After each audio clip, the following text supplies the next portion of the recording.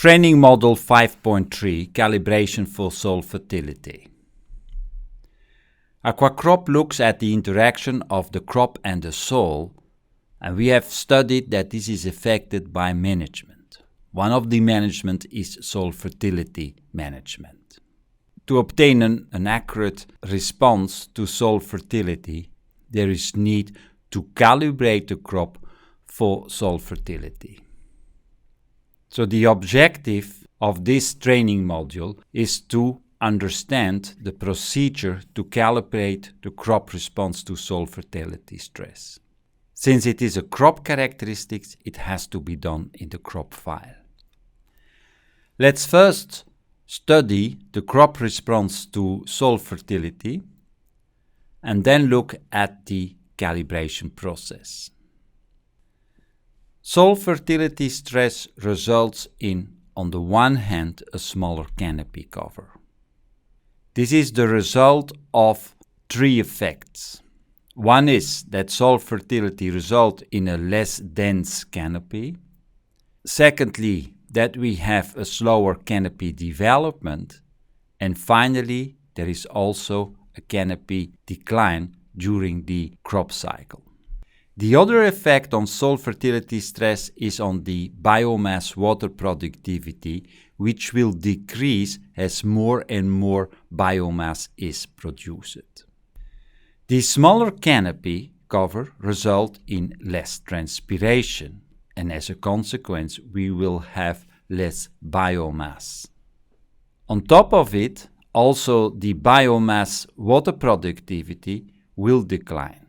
So the combined effect of a smaller canopy cover and of a decrease in the biomass water productivity makes that the biomass is smaller if there is soil fertility stress. Now the effect of soil fertility stress is described by a stress coefficient. Since there are 4 effects, we will need 4 stress coefficients. The first one is the stress coefficient for the maximum canopy cover. The target crop parameter is CCX. The second is the stress coefficient for canopy expansion. The target crop parameter is the canopy growth coefficient. The third one is a decline factor which affects the CC. And finally, to describe the decline of the biomass water productivity during the season, we need a fourth stress factor, which is the stress coefficient for water productivity, and the target crop parameter is the biomass water productivity. So the objective of the calibration process is to find a setting for those 4 stress coefficients in such a way that the simulated biomass corresponds with the observed biomass in a field with soil fertility stress. So let's now study how this calibration process has to be done. We have 2 fields, and one is the reference field. There is no water stress, no fertility stress. That's the field which was used to calibrate our crop. Now we have a stressed field where the only stress is soil fertility stress. The calibration process requires a field observation. The first one is the reduction in biomass production in the stressed field.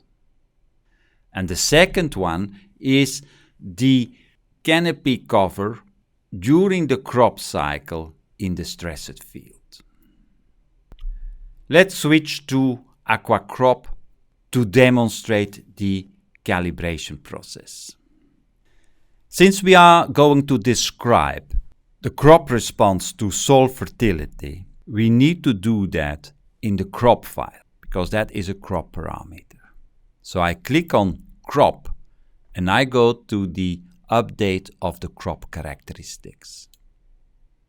The response to fertility stresses is described in this tab sheet. When the crop is not calibrated for fertility stress, I see that AquaCrop does not consider effects of soil fertility stress.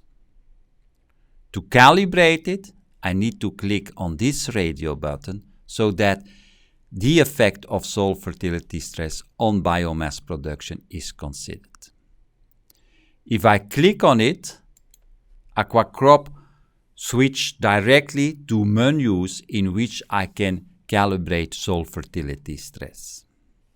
To start the calibration process, I need to answer 3 questions.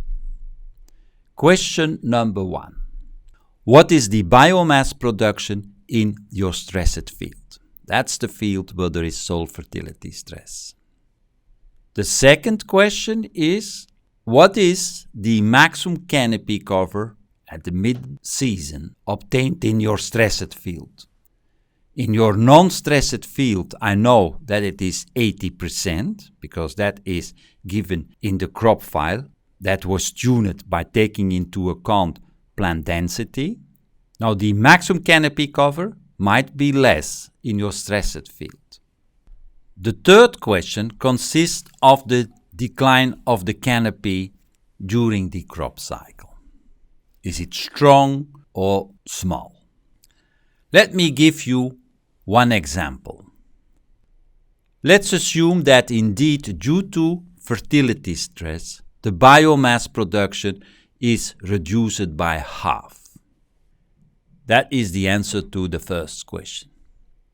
The second question, however, I didn't notice a strong reduction in the maximum canopy cover. So I will take slightly reduced. And finally, I didn't observe neither a canopy decline in the season, or when it was there, it was rather small. So with the answers to these 3 questions, AquaCrop will try find a setting for the 4 stress coefficients in such a way that it corresponds more or less with what you have seen in the field. So if I click on the start of the calibration, AquaCrop shows me the result of the calibration process.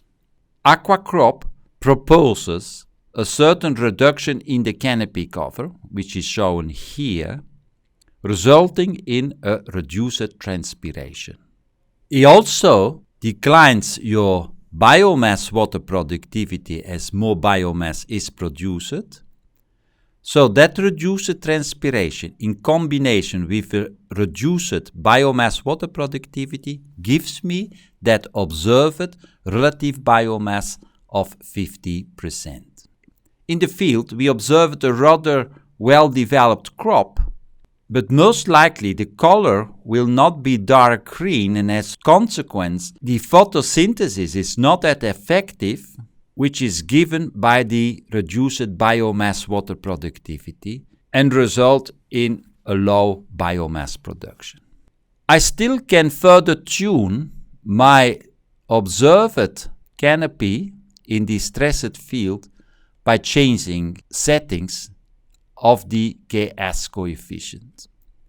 I can make CCX a little bit higher. I can increase or decrease the reduction of the canopy expansion. I can increase or decrease the decline of the canopy cover in such a way that the shape of the CC curves correspond with what I have observed in the stressed field. As a consequence, AquaCrop will change the reduction of the biomass water productivity in such a way that the simulated relative biomass production remains at 50%. So if this corresponds with what I have seen, I can close it, and now I have a calibrated crop. I can even see in the crop menu how the crop will react under mild stress, under moderate stress, under severe stress. I can see the effect on CC as well as the effect on the water productivity for the different stresses. This is just to show you how the crop reacts to different stresses.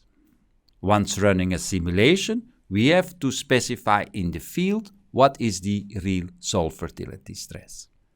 So this is one example of a calibration. Let me show you another one. So I click on Not Considered to eliminate the calibration. And when I click on Considered again, I can restart my calibration. I have the same reduction of biomass production in the stressed field, 50%. But here, the maximum canopy cover was really much reduced. Let's say very strong reduced. Canopy decline in the season, there was one, medium. So if I start my calibration, I still get a 50% relative biomass, but now with another combination of the 4 stress coefficients. 3 of them describing the effect of fertility stress on the canopy cover are important. And I can see that I have now a small canopy. So I have a huge reduction in transpiration. However, I still need to get 50% biomass production. I can see that the biomass water productivity is hardly affected at all. Most likely we will have a dark green crop with a high photosynthesis capacity. But since it is smaller than under non-stressed condition, the transpiration and CO2 uptake will be smaller as well.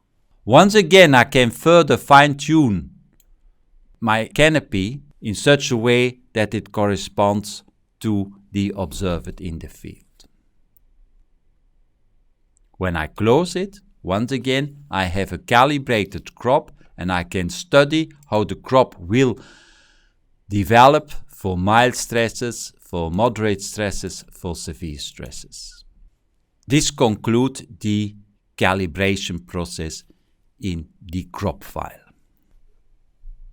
So the next topic in this training module is running simulations. It is important to understand that before you can run simulations with fertility stress, you need to calibrate the crop to fertility stress. And that has to be done in the crop file. The selection of the soil fertility stress has to be done in the field management menu. So far we discussed how we calibrated the crop for its response to soil fertility stress.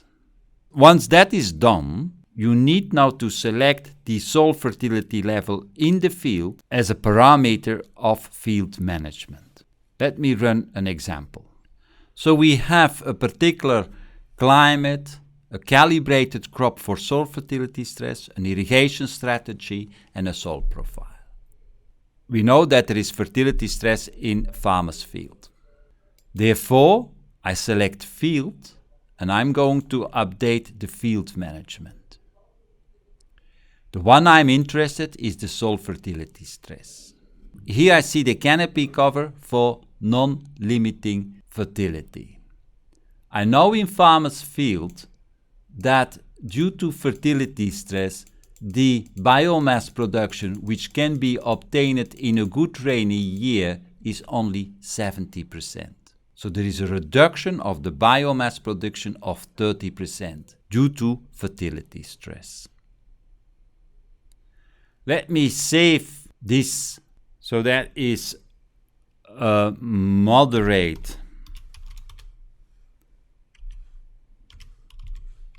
SF file, and let me call that moderate soil fertility, which is the description, and now I have created such a file. So let's now run this simulation. And I can see that in this field, on top of the soil fertility stress, there is also water stress. In this graph, the brown corresponds with the canopy development. As described in the crop file, it is in the absence of any stress. In gray, AquaCrop shows me what can be the maximum canopy cover which you can obtain at each day as a result of that fertility stress.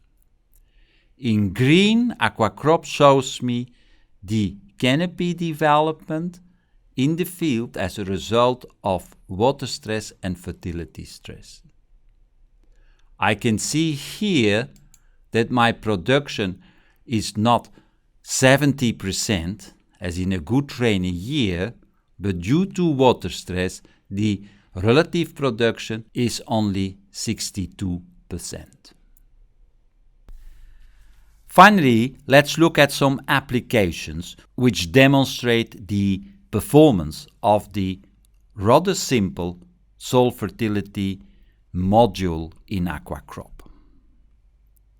In this graph, we see results from different countries, Nepal, Ethiopia, Bolivia, for different crops, maize, wheat, teff and quinoa. On the x-axis, we have the simulated yield, and on the y-axis, we have the observed yield. In each of these countries, and for the different crops, observations were made either in farmers' fields or in experimental fields. There were different applications of irrigation or absence of irrigation, and also different levels of fertilizers. We can see that the range of the observed and simulated yield is rather important, from 1 up to 5 tons per hectare. Nevertheless, we can see a rather good match between the simulated and observed yield. The lower yield is due to water stresses and or fertility stresses. And we can see that AquaCrop, with this rather simple procedure, can obtain good results.